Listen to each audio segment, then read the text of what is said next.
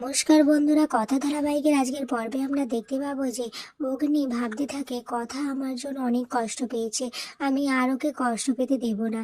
এদিকে কথা ভাবতে থাকে যে পাচক মশাইয়ের মায়ের স্মৃতি ফিরে এসেছে, এবার আমাকে চলে যেতে হবে এখান থেকে, তবে পাচক মশাই বিয়ের পিঁড়িতে বসতে পারবে, ওনার কোনো অসুবিধে হবে না। অন্যদিকে অঙ্কিতের মনের অবস্থা বুঝতে পেরে জুনি অঙ্কিতকে বলে, দেখুন অঙ্কিত বাবু, আপনি যদি এতটাই ভেঙে পড়ে তাহলে কিভাবে হবে? আপনি এতটা ভেঙে পড়বেন না, আমরা সবাই আপনার সাথে আছি, পাশে আছি। অঙ্কিতকে তো কোনো মতেই বোঝাতে পারছে না। এরপর প্রত্যয় বলে অঙ্কিতকে, হ্যাঁ রে আঁকি, আমাদের কায়দা কানুনের একটা নিয়ম আছে, এখানে মন খারাপ করে থাকা যায় না, একজনের কোনো সমস্যা হলে সেটা সবাইকে বলতে হয়, কিন্তু তুই এভাবে আমাদেরকে পর করে কেন দিলি?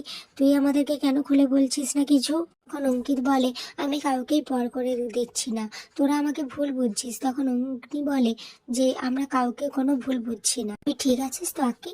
এটা শুনে অঙ্কিত বলে, আমি তো ঠিক আছি, কিন্তু তুই তুই বল বিপ্রত, তোর মনের অবস্থা কেমন? তখন অগ্নিভাব বলে, আমার মনের অবস্থা কেমন হবে, আমি তো খুব খুশি আছি, আমি তো খুব ভালো আছি, আর আমি এখন খুব ভালো থাকতে চাই। অন্যদিকে কথা ভাবতে থাকে যে পাচক মশাইকে তো আমি ভালোবাসি, কিন্তু পাচক মশাই অন্য কাউকে বিয়ে করবে, এটা মেনে নেওয়া সত্যি খুবই কঠিন। যত তাড়াতাড়ি সম্ভব আমাকে এখান থেকে চলে যেতে হবে, এখানে এইভাবে আমি আর থাকতে পারবো না। এরপর কথা সমস্ত জামা কাপড় গুছিয়ে নেয় আর মা আনন্দির কাছে যায়, গিয়ে বলে, মা আনন্দী, মা যেটা চেয়েছে সেটাই যেন হয়, পাচক মশাই এতগুলো বছর অনেক কষ্ট পেয়েছে, এখন মা ফিরে এসেছে আর মায়ের স্মৃতিও ফিরে এসেছে, তাই উনি যা চাইছেন সব যেন হয়। আমি সবসময় চাই পাচক মশাই যেন ভালো থাকে, সুস্থ থাকে। এই বলে কথা বাড়ি থেকে চলে যায়। অপরদিকে দেখা যায় তাকে নিয়ে গল্প করছে লেখা আর নূপুর, আর সঞ্চিতাকে সাজাবে বলে ঘরে নিয়ে আসে। এমন সময় সজ্জিতার মাথাটা ধরে যায়। সজ্জিতা বলে, আবার এরকম মাঝে মাঝেই হয়, এরকম কখন হয়ে যায়?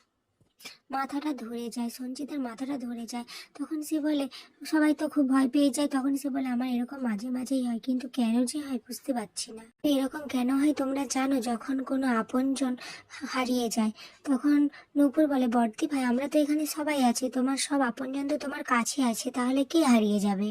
পর আগামী পর্বে দেখা যায় যে অগ্নি কথা চিঠিটা দেখতে পায়, যেটা কথা লিখে গেছিল বাড়ি ছাড়ার আগে, এবং দেখে বলে, গোবর দেবী আমাদের সবাইকে ছেড়ে চলে গেছে।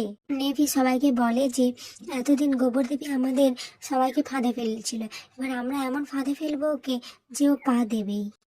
দেখা যায় যে অগ্নি ইচ্ছে করে কথাকে ডিভোর্স পেপার পাঠায়। এটা দেখে কথা ভাবে, পাচক মশাই এটা কিভাবে করতে পারলো? ওনার মনে কি আমার জন্য একটুও জায়গা নেই? এখানে আজকের পর্বটি শেষ হয়ে যায়। ভিডিওটি ভালো লাগলে লাইক, কমেন্ট, শেয়ার এবং সাবস্ক্রাইব করে দেবে।